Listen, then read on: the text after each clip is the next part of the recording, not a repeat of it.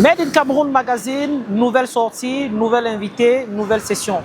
Aujourd'hui, nous allons à la rencontre de quelqu'un qui, détestable pour certains, aimable pour d'autres, président du syndicat pour certains.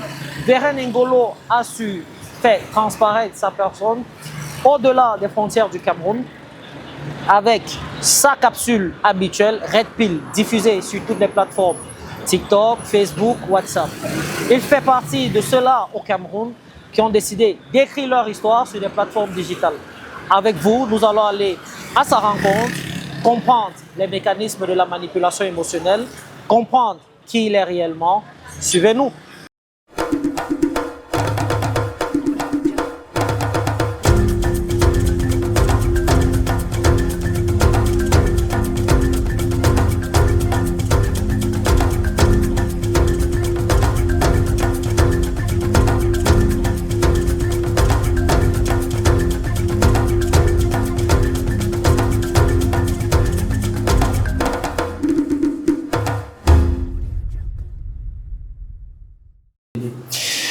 Fidèles téléspectateurs de votre chaîne, c'est avec un immense plaisir que nous nous retrouvons aujourd'hui pour cette autre sortie de votre émission hebdomadaire Made in Cameroun Magazine. Aujourd'hui, dans notre cadre lifestyle, nous recevons un invité et pas des moindres. Vous allez sans doute reconnaître le visage connu sur la place publique comme Kaiser Sosé, d'autres le connaissent sous le nom de Véren Ngolo, mythe pour certains, ordure pour d'autres, personnalité extraordinaire pour plusieurs d'entre nous. C'est avec un plaisir unique que nous recevons le président du syndicat sur ce plateau.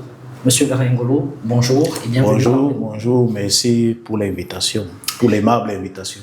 C'est de façon inédite que nous réussissons à vous avoir, vous qui sortez d'un congé assez long. Il faut le noter que vous avez d'autres occupations en dehors de votre fonction sur la place publique. Alors, certains se posent la question indéfiniment, c'est qui Véren Ngolo, ou le président du syndicat? C'est juste un Camerounais, un homme qui a décidé de sortir de la torpeur, d'aller aux avant-postes et d'alerter du danger que les autres courent à se mettre en couple avec des femmes paresseuses, inutiles, source d'ennui et de stress. C'est pour ça que j'ai développé... Bon, je ne suis pas le créateur de la Red Pill.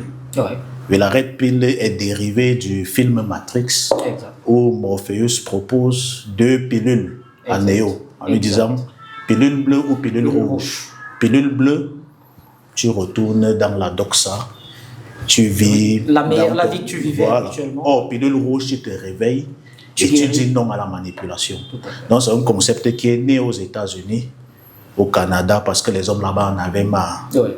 Et puis ce concept m'a influencé. J'ai dit non, il faut que je l'implémente au niveau de l'Afrique. Donc d'où la Red Pill.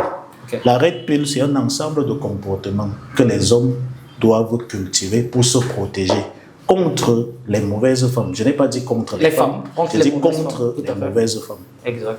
Voilà. Alors, dans ce quotidien de Red Pill, vous produisez des capsules quotidiennes que l'on retrouve sur toutes les plateformes digitales au Cameroun. Alors, la question, elle se pose automatiquement. Vous êtes simplement une victime ou alors c'est un effet populiste que vous essayez de créer juste pour monétiser les pages? C'est quoi le concept exact de vos capsules? Vous remarquerez que mes pages ne sont pas monétisées. Tout à fait. Mes pages ne sont pas monétisées. Je ne gagne rien de tous ces différents contenus. C'est juste un concept, c'est un élan du cœur. J'ai vu comment les gens souffraient autour de moi. Ouais. Et je me suis dit non, moi je peux quand même apporter quelque chose. J'ai quand même assez de culture, assez de connaissances. Ouais. Je peux transformer cela en conseil Red Pill. Exact. Vous voyez que je peux parfois tirer des exemples dans la Bible, ouais, dans la mythologie, dans la philosophie, dans la psychologie sociale, même dans les mathématiques. Tout à fait. Juste pour éveiller les consciences. Tout à fait. Et ceux qui vous accusent de misogynie, qu'est-ce que vous en pensez? Vous savez, malheureusement, lorsque vous prônez une idéologie, vous n'échappez pas à la critique. La Red Pill est une idéologie, donc elle peut légitimement être critiquée. Tout à fait. Maintenant, se justifier, moi je n'aime pas beaucoup me justifier parce qu'il y a une forme d'aveu de faiblesse dans la justification. Mais les vraies personnes savent que je ne suis pas misogyne. Ouais. Parce que si on me traite de misogyne, alors les coachs féministes qui disent que les hommes pauvres n'ont pas droit à l'amour, on peut logiquement les traiter de misandres. Exact. La critique, comme disait Winston Churchill, n'est pas mauvaise en soi. Oui. Elle agit comme la maladie sur le corps humain parce qu'elle attire l'attention sur ce qui ne va pas. Mais lorsque on utilise la misogynie comme critique pour me pourfendre, je me dis non, ça c'est plutôt la critique de Lamartine, exact, qui est la puissance des impuissants. Ce sont des gens qui ne peuvent pas débattre avec moi, des gens qui n'ont pas d'arguments, qui préfèrent descendre très bas et utilisent les attaques ad hominem pour dire c'est un blessé de guerre, c'est un frustré, c'est un misogyne. Ce sont des raccourcis de faiblard. Si une personne estime que je suis misogyne, que la personne apporte des éléments probants qui l'attestent et qui le prouvent. Justement, dans ce combat et ces attaques permanentes que vous recevez sur la place publique, il y a une question éternelle qui revient. Je pense qu'en exclusivité pour Made in Cameroun Magazine, nous allons certainement avoir la réponse. La question, elle se pose, est-ce que Vérin Ngolo vit en couple? Est-ce qu'il est marié? Est-ce qu'il est père d'enfants? Je suis dans l'abondance. Ouais, je suis dans l'abondance. Et je suis père d'une fille, tout le monde le sait. Moi, je ne cache jamais rien. Hein. Ouais. Vous savez, quand on est un éveilleur de conscience, il ne faut pas cultiver la facette de la perfection. Ouais. Si la perfection est le socle sur lequel vous vous adossez, il suffira juste qu'on présente vos imperfections pour vous détruire. C'est pour ça que j'apprécie particulièrement la loi du pouvoir de Robert Greene, qui dit ne soyez pas trop parfaits. Oui, c'est l'une des lois du pouvoir, ne soyez pas trop parfaits. Parce que si vous montrez que vous êtes trop parfaits, vos ennemis vont creuser et trouver une imperfection pour vous détruire. Exact. Voilà. Donc moi, je suis dans l'abondance. Tout à fait. C'est ce que j'ai l'habitude de dire. Enfin, je crois que les internautes et les téléspectateurs auront la réponse aujourd'hui. Alors, la manipulation émotionnelle, on en parle. Comment les hommes peuvent rapidement la découvrir auprès des femmes et comment s'en préserver et comment changer ses attitudes pour pouvoir faire face à la manipulation émotionnelle féminine? Bon, vous savez, tout se joue au niveau de l'intérêt. Moi, j'ai souvent l'habitude de dire à mes followers que quand on t'aime, tu sais. Quand on ne t'aime pas, tu sais aussi. Tout à fait. Le problème, c'est que tu veux juste voir les choses sous le prisme de tes désirs et de tes attentes et non telles que la réalité voudrait qu'elles soient. Exact. C'est ce qui tue les hommes. Parce qu'il y a, quand une femme vous aime, vous le savez. Hein? Quand elle ne vous aime pas, vous le savez aussi. Quand une femme vous aime, elle aura horreur de vous voir dépenser de l'argent, de vous voir dilapider de l'argent, même si c'est pour son intérêt. Oui. Elle verra que cet argent que vous dépensez pour son intérêt était un argent important pour la concrétisation de votre projet de vie. Exact. Et cette femme-là ne sera pas contente. Tout se joue au niveau des intérêts. Tout à fait. Quand une femme vous aime, vous le voyez à travers ses actions. Vous le voyez à travers sa façon de se comporter avec vous. Tout à fait. Elle ne va pas, ça ne dérangera jamais une femme qui vous aime de venir faire le ménage chez vous, quel que soit son rang social. De vous faire à manger, quel que soit son rang social. Exact. De vous écouter lorsque vous lui faites des reproches. Mais quand elle commence à philosopher, même mon père n'a jamais crié sur moi comme ça, interrogez-vous. Ça devient problématique. Exactement. Alors, la conséquence, la manipulation, on l'a dit, sans doute peut avoir des conséquences. Quelles sont les quelques conséquences directes au Cameroun dont les hommes sont victimes ou dont vous avez eu des preuves tangibles à ce jour? Il y a d'abord l'abandon de la mission. Les hommes abandonnent leur mission. Les hommes pensent aujourd'hui qu'ils sont des vrais hommes quand ils s'oublient pour dépenser, s'occuper des femmes. Tout à fait. On a ces hommes-là qui avaient du potentiel, ces hommes-là qui pouvaient aller très loin dans la vie, mais qui ont pris des femmes qui sont mal assorties. Oui. Et aujourd'hui, on voit très bien la débandante. Exact. On voit des hommes aujourd'hui, celui-là vous traitez une affaire, il te dit, je vais d'abord en parler à madame. Genre, ça rime à je ne sais pas quoi. Ça rime à je ne sais pas quoi. Donc aujourd'hui, un homme manipulé, c'est un homme qui a perdu de vue ses objectifs. Vous savez, il n'y a rien qui dépasse la mission. Tout peut vous quitter, sauf votre mission. Et lorsque nous avons aujourd'hui des hommes qui pensent que la mission ultime, c'est de plaire à une femme, c'est d'obéir à une femme, c'est d'élever une femme qui vous dira plus tard que je ne t'avais rien demandé, tu n'étais pas obligé, tu ne m'as rien fait qu'un autre homme ne pouvait me faire, alors il y a un problème.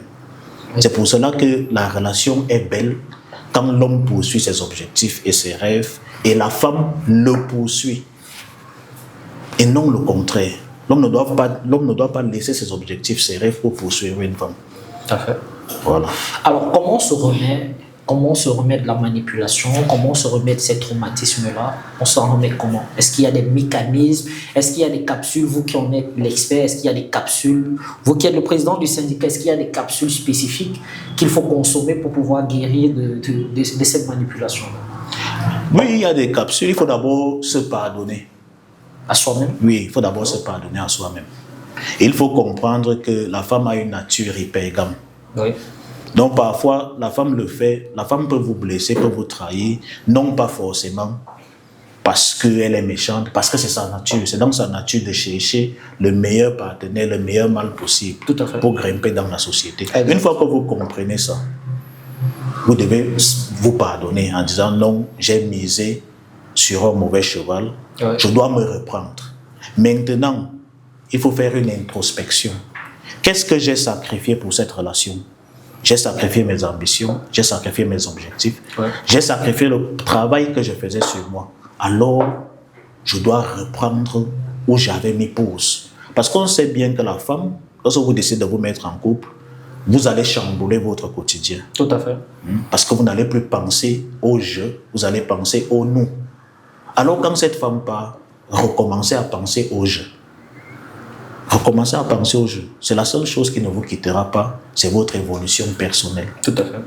Si vous restez là crispé, pleurer, ça ne veut rien dire. Pourquoi? Parce que quand la femme vous quitte, je l'ai toujours dit, cette décision qu'elle prend aujourd'hui, cette douleur qui vous habite aujourd'hui, elle avait conçu ce plan 6 mois auparavant. La femme ne vous quitte pas à l'emporte-pièce, elle ne vous quitte pas soudainement. C'est quelque chose qu'elle conçoit, qu'elle mûrit. C'est savamment pensé. Exact. Et si elle décide de vous quitter, ne pleurez pas. Parce que même mais si vous pleurez... Mais il y a quand même une forme de douleur. Oui. Il y a quand même une forme de douleur assez intense. Oui, mais ça ne la fera pas revenir. Parce qu'il y a un mécanisme psychologique qui se déclenche chez la femme qui vous quitte. On appelle ça le biais de confirmation. Parce que lorsqu'elle vous quitte, elle est persuadée qu'elle a trouvé meilleur que vous. Et plus vous allez pleurer, plus vous allez supplier, et plus elle est confortée dans l'idée que j'avais bien fait de quitter ce faiblard, ce pleurnichard. Tout à fait. Alors, vous devez maîtriser vos émotions. Vous devez comprendre qu'il n'y a homme que de soi. Personne ne vous aimera plus que vous-même. Et c'est pour ça que j'ai toujours dit aux hommes, respectez toujours ce que j'ai appelé la règle d'amour et de sécurité. C'est quoi cette règle, si on peut la partager? N'aidez jamais une femme au-delà de vos sécurités en tant qu'homme. Sécurité physique, sécurité financière, sécurité émotionnelle. Faites aux femmes ce que vous n'allez pas regretter si la relation venait à se terminer. Donc, traitez correctement les femmes, mais ne faites pas d'extravagance. Ça veut dire que si vous donnez 50 000 à une femme, donnez-lui 50 000 parce que vous avez un compte en banque, vous avez peut-être 10 millions, 7 millions. Si elle dit, j'ai mangé le mougoula, vous savez que cela ne vous fait rien parce que vous avez encore des millions dans votre compte. Tout à fait gardé dans son compte. En fait, c'est ça qu'on regrette. Ce que l'homme regrette, ce sont les sacrifices. Ce sont les efforts déployés, consentis pour, je vais dire quoi, pérenniser une relation qui malheureusement était fragile. C'est pour ça qu'on a mal. Alors, comment pouvoir concevoir ou bien comment avoir des méthodes préventives ou une conscience préventive face à tout ce que vous êtes en train de dire, de la manipulation? Est-ce que c'est possible pour un homme d'avoir une conscience préventive face à tout cela? Est-ce qu'on peut voir cela venir? Vous savez, malheureusement, le péché originel dans la Bible, c'est quoi le péché originel? Le péché originel, ce n'est pas la pomme qu'Adam avait mangée. Le péché originel, c'est parce que Adam a renoncé à sa relation avec Dieu, à la connexion qu'il avait avec Dieu pour une femme. Donc vous comprenez que la femme c'est le diable ou bien? Non, je n'ai pas dit que la femme était le diable. Je dis que le péché originel, la réponse même qu'Adam donne à Dieu, c'est quoi? C'est la femme que tu as mise auprès de moi m'a donné du fruit de l'arbre et je l'ai mangé. Par amour. Par amour. C'est ça le péché originel, l'amour. Donc, ceci pour revenir à votre question, pour vous dire que la méthode préventive est trop compliquée parce que l'amour est une force qui est au-dessus de toutes les autres. Vous pouvez croire que vous maîtrisez, vous pouvez croire que vous contrôlez, mais l'amour vient et change la perspective. Tout à fait. Donc ici, le mieux, c'est d'avoir un principe inamovible, qui est la règle d'amour et de sécurité. Pour moi, c'est la seule méthode préventive. Parce que vous pouvez aller, il y a des relations, moi je connais, vous dites que non, je veux juste tirer un coup. Vous partez tirer un coup, vous me permettez l'expression, et le lendemain, on vous retrouve déjà à la mairie avec la personne. Exactement. Donc l'amour n'avertit pas.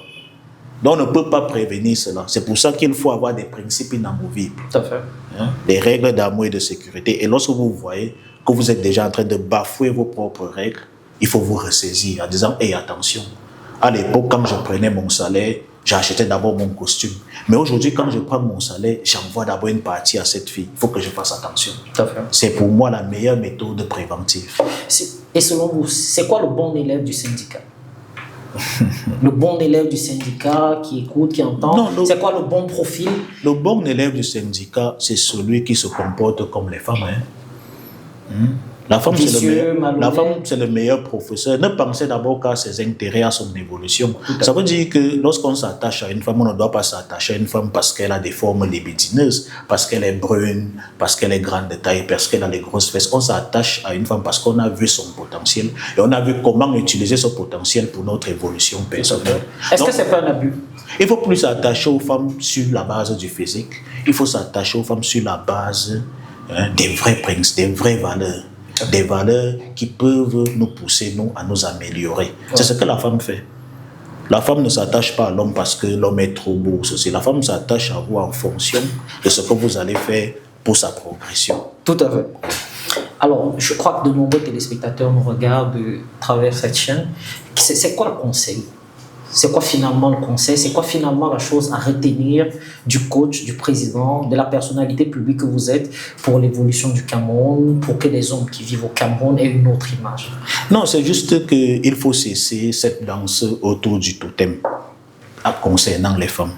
Il faut que les hommes aujourd'hui sachent qu'on ne va pas mesurer votre valeur à la manière dont vous traitez une femme.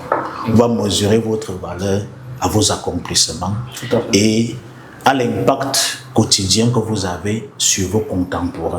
Tout à fait. C'est ce qui ne vous quittera jamais, c'est ce qui ne vous trahira jamais. Jamais. Voilà. Tout à fait.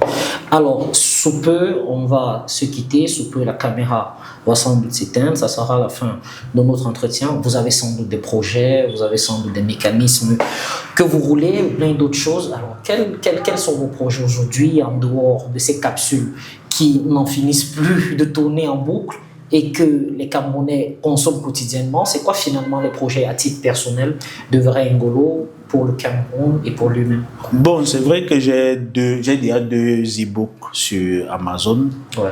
J'ai 2 autres livres que je suis en train de Parmi lesquels les 10 vérités. Oui, pour dominer ou disparaître. J'ai 2 autres livres que je suis en train de terminer. Bon, les autres projets sont d'ordre professionnel.